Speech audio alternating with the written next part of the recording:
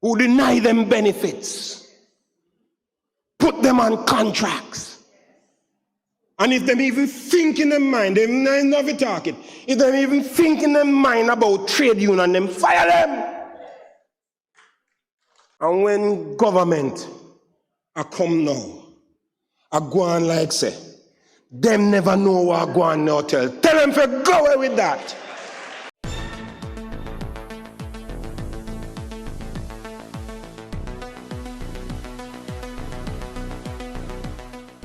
Bless up, my people. Welcome back to the channel. Welcome back to another video. And in this one, my people, we are taking into the church with Pastor Jonathan Hemmings of the THRE Baptist Church.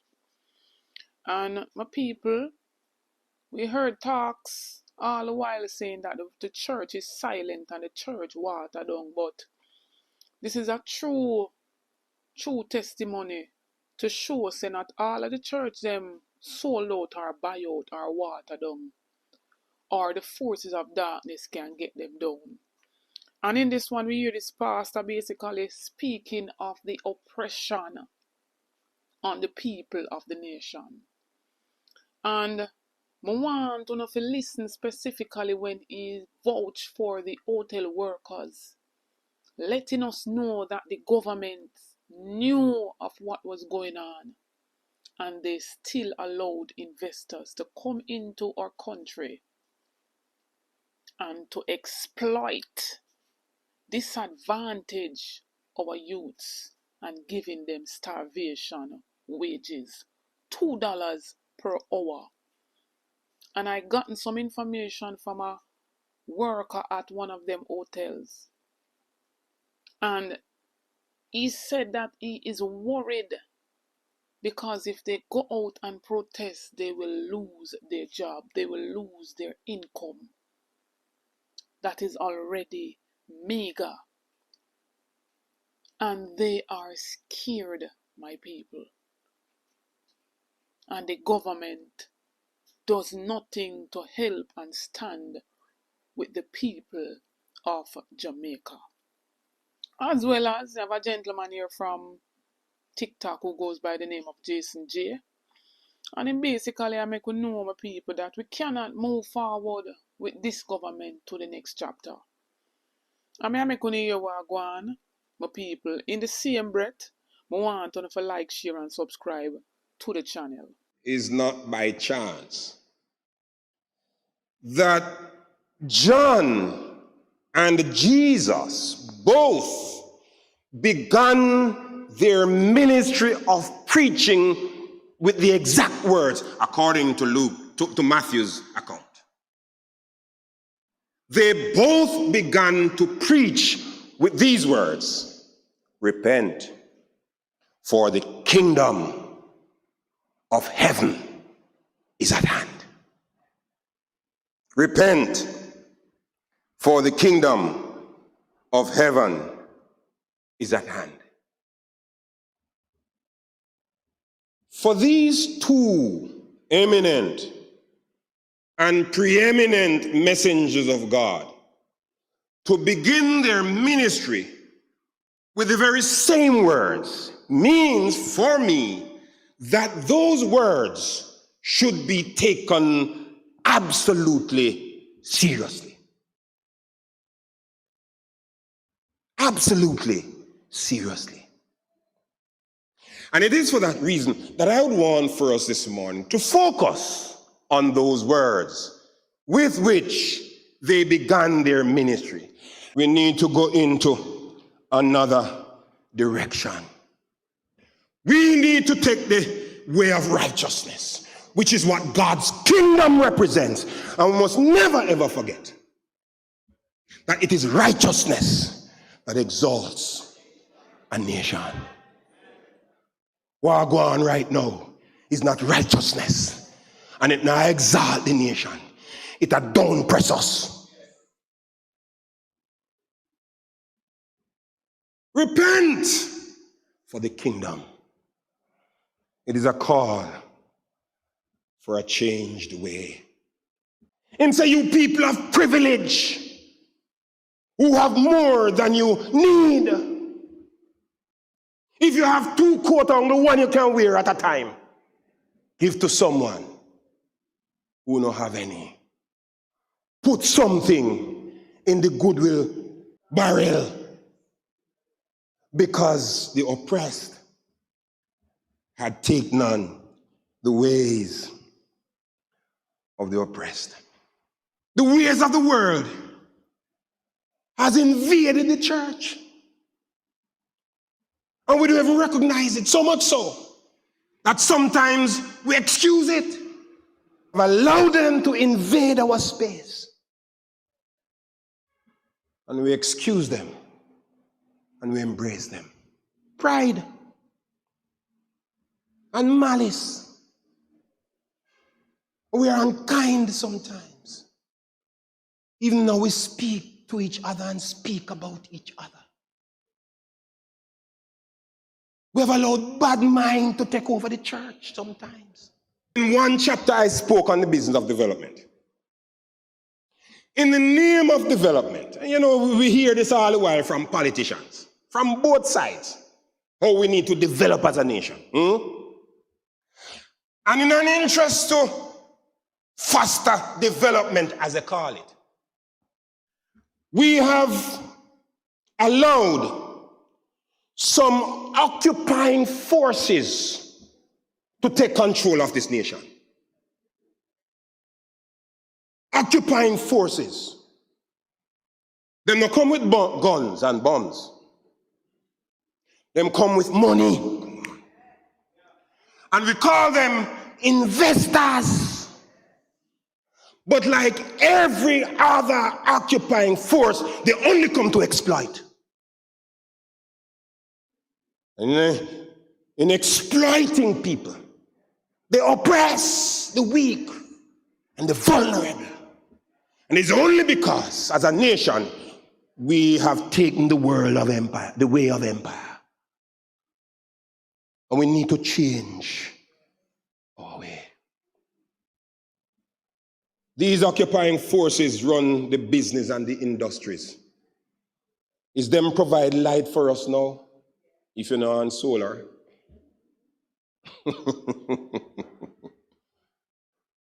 Is them provide telephone services? They are the bankers. These occupying forces. Increasingly, we find them taking over education and health services, the private hospitals. Increasingly, and you better watch it, is them supply drinking water. Increasingly, we find them in the education system,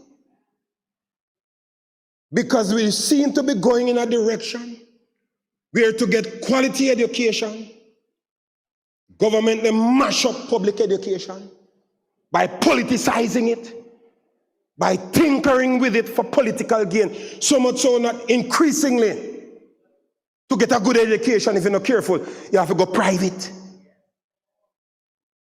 Come on now. The best schools them in our own outreach, no all that are managing. Privatize. Audit and Clovey. That's weird. Come on. These are investors. I'm saying that increasingly things are being privatized. And soon, it's not our local entrepreneurs here like Audit who go around. You watch and see the direction. Sooner people from abroad going to come to provide the same private. The direction in which we are going.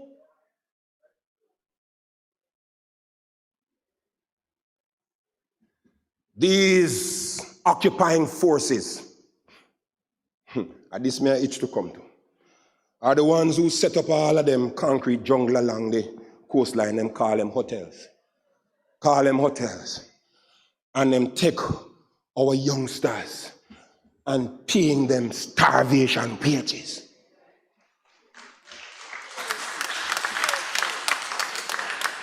They're occupying forces. And they're only here to exploit and to oppress. And guess what? They have been facilitated by government.